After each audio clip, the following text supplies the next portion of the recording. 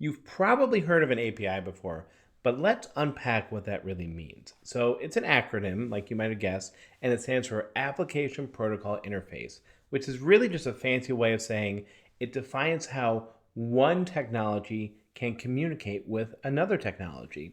Now, API is a broad concept, but it's really commonly used to refer to a front end to back end or vice versa connection.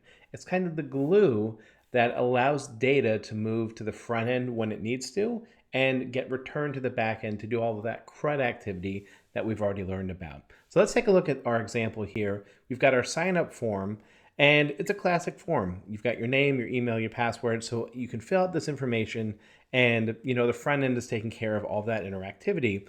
But the moment the user presses create account, that's where the API gets involved. So at that point, what the front end does is it takes all of that information that it has captured from the interaction, gives it essentially to the API, and then the API takes it to the back end so it can do whatever it needs to do with it. So in this case, what it will do is it will instantiate or create the account, and then it will authenticate the user so that way they can access the rest of the application and start creating their menus.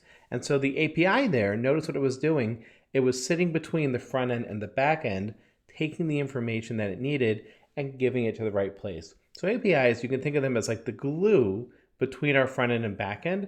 And the great thing about APIs is you can use them in a lot of different contexts. So if we were ever to make the quick menu app, right, a mobile app for either our Android devices or Apple devices, doesn't really matter. But we wanted to use the same backend logic because you're going to need an account for your Apple device, you're going to need an account here, or even if you wanted to share an account between these two systems.